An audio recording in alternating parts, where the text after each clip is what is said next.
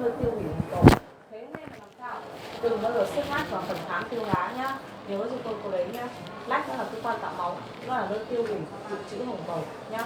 Hệ thống liên võng nội mô đấy, lympho đấy nha, liên võng nội mô đấy. Đấy là gì?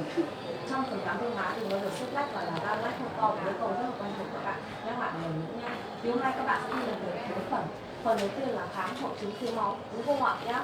Thì người ta như các bạn đã biết rồi, người ta định nghĩa hội chứng thiếu máu là khi mà lượng hemoglobin hay là lượng số lượng hồng cầu giảm trên bao nhiêu?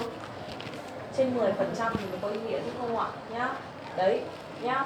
Tiếp theo nữa là sao khám hội chứng thiếu máu thì thiếu máu nó sẽ gồm có khám gì? Nó sẽ gồm có triệu chứng cơ năng và triệu chứng gì cụ thể.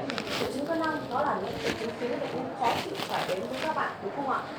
Những triệu chứng trong hội chứng thiếu máu các bạn đi ở khoa này rồi, ngày hôm nay các bạn có thể thấy, hoặc là có những bạn đã đi một tuần thì các bạn có thể thấy là bệnh nhân có thể là đến với các bạn trong tình trạng là hoa mắt, chóng mặt, mệt mỏi, đúng không ạ nhá? Bệnh nhân đến các bạn trong tình trạng là hoa mắt, chóng mặt, mệt mỏi, đấy là những cái triệu chứng cơ năng khiến những bệnh nhân phải đến các bạn và các bạn có thể phát hiện được thông qua phần hỏi bệnh. Nhớ cho tôi là tất cả triệu chứng đấy, tất cả triệu chứng cơ năng nhắc lại người nữa là gì?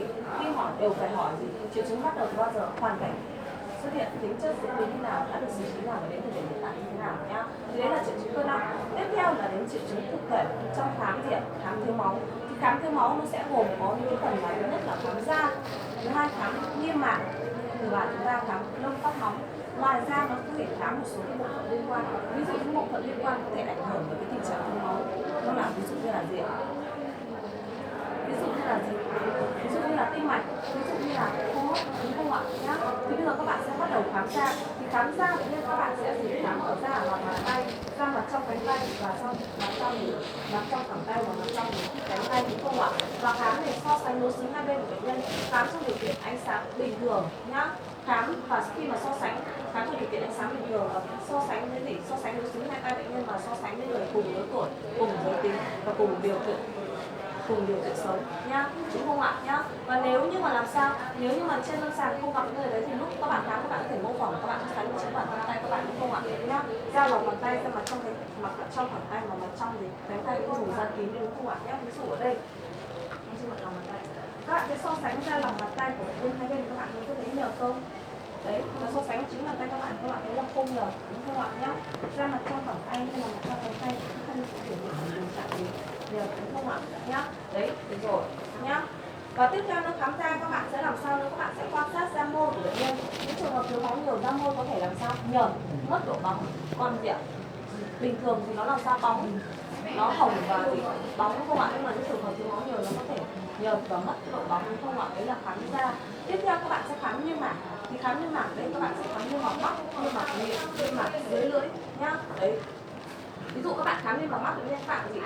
Và bệnh nhân anh mở to mắt ra, anh nhìn lên trên của em, các bạn kéo nhẹ nhàng mi mắt của bệnh nhân xuống dưới. Ở đây các bạn phải thấy lúc nào đấy các bạn quan sát mi mắt bệnh nhân làm sao đấy? Vẫn gì? Vẫn hồng, đúng không ạ nhá. Đấy là quan sát niêm mạc mắt.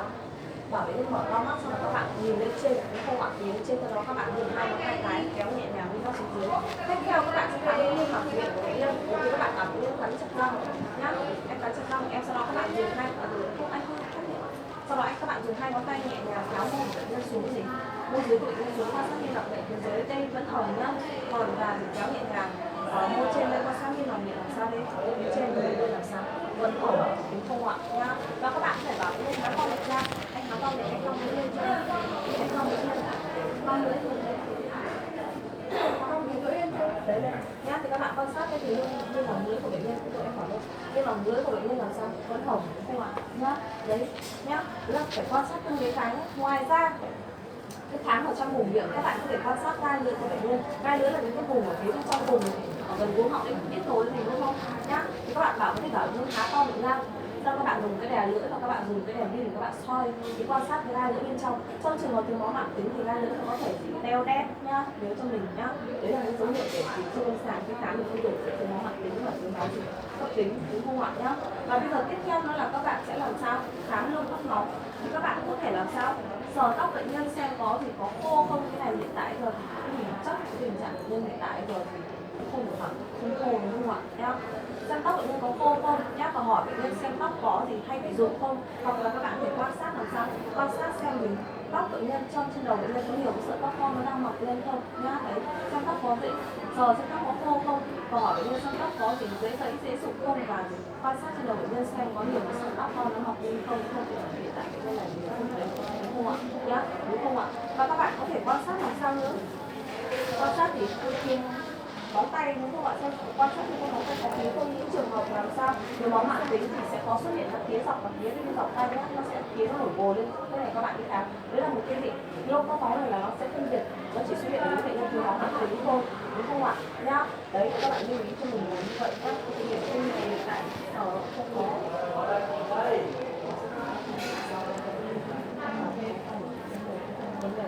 Đó. Đấy các bạn có thể tìm những cái bệnh nhân gì thiếu máu mãn tính, ví dụ những bệnh nhân thiếu máu mãn tính hay là phải khoa này đến xem là trong cái bệnh lý là có thể gây xuất huyết và thiếu máu mãn tính đấy, hay là những bệnh nhân ở khoa cơ xương khớp chẳng hạn, hay những bệnh nhân ở khoa yoga đấy, đúng không ạ? Nhá, đúng rồi, chính xác, đấy là những bệnh nhân khoa cơ xương khớp mà gặp những bệnh nhân mà suy hạn đấy, người ta có thiếu erythropoietin, nghĩa là người ta chắc chắn có một chứng thiếu máu mãn tính nhá, hay là những bệnh nhân là sao xuất huyết tiêu hóa, đúng không ạ?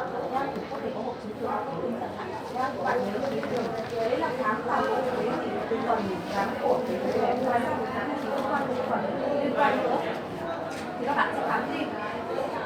Khám tim thì các bạn sẽ đếm tần số tim cho mình nhá. Đếm tần số tim là các bạn sẽ chỉ các bạn đếm tần số tim là các bạn sẽ chỉ đếm tại vị trí mỏng tim. Học phần khám tim mạch đúng không? Mỏng tim là tại ổ mắt hai lá, với người bình thường thì mỏng tim đập khoang sườn 45 đường xuyên lòng trái, với bệnh nhân thì mỏng tim có thể xa xuống dưới và sau ngoài trong trường hợp bệnh lý suy tim đấy nhá. Thì các bạn sẽ đếm vị tần số tim tại vị trí làm sao? Mỏng tim, đúng không ạ? Nhá, đây câu chỉ ví dụ như mạng các bạn thôi, đúng không ạ? Nhá, đếm thì đếm tần số tim tại vị trí mỏng tim, đếm trong vòng 1 phút xem nhịp tim của bệnh nhân làm sao, có nhanh hay là không nhanh nhá, đúng không ạ?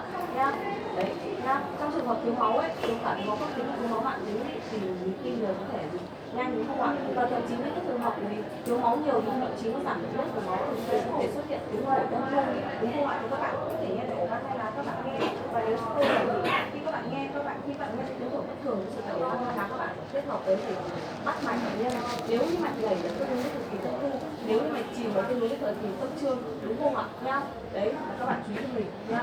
Đấy nhá, nhớ cho tôi chưa? Và xem cái độ lan tuyến lan của cái phổi ấy, thường là cái phổi chức năng mình nghĩ lan thôi, nhưng các bạn có thể nói cho tôi nhá. Tiếp theo nữa là gì? Khám hô hấp. Trong trường hợp thiếu máu nhiều thì bệnh nhân có thể có khó thở, thì đấy các bạn có thể khám hội chứng khó thở cho bệnh nhân, đúng không ạ? Hội chứng khó thở nó thể hiện thứ nhất là làm sao? Tần số thở, các bạn đến tần số thở của bệnh nhân không bình thường, nó từ 16 đến gì 20 lần trên phút, đúng không ạ? Nếu như mà bệnh nhân khó thở, những thiếu máu nhiều thì có thể xuất hiện tình trạng khó thở, bệnh nhân tần số thở nó có thể trên 20 lần trên phút. Tiếp theo nữa là gì? Trường hợp là thiếu máu rất nhiều, trường hợp đấy là trường hợp nó mất máu nhiều thì lúc đấy bệnh nhân có thể làm sao?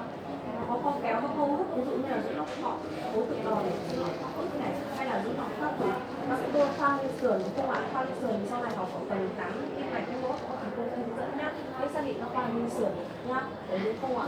Nhá, đấy, hay là quan sát đây tư thế của bệnh nhân trong trường hợp có thể là bệnh nhân không thể nằm cao, không thể ngồi dậy để thở, đúng không ạ? Đấy trường hợp nó là nặng nhá, đấy, hay là gì?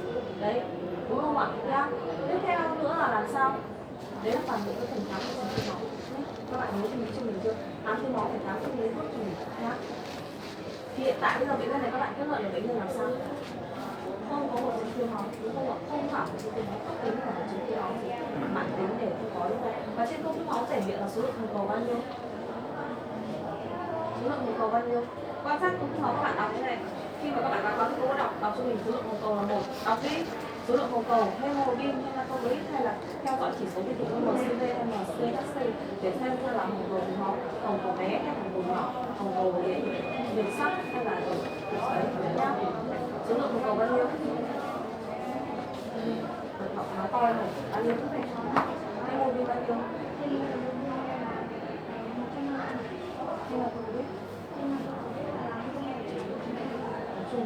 Không có, đúng không ạ? Nó không thể hiện lâm sàng, có một cận lâm sàng cái gì không có, không ạ? Đấy là khám hội chứng thiếu máu. Tiếp theo bây giờ các bạn chuyển sang khám hội chứng xuất huyết nhá. Trước khi đi vào khám hội chứng xuất huyết thì xuất huyết có thể do hai như nào? Có thể do giảm số lượng tiểu cầu, có thể là do tiểu cầu là do giảm số lượng tiểu cầu, hay là chất lượng tiểu cầu, số lượng, hoặc là ảnh hưởng đến chất lượng tiểu cầu. Thứ hai là do yếu tố thành mạch, và thứ ba là có thể do giảm các yếu tố đông máu trong vết thương, không có một loạt yếu tố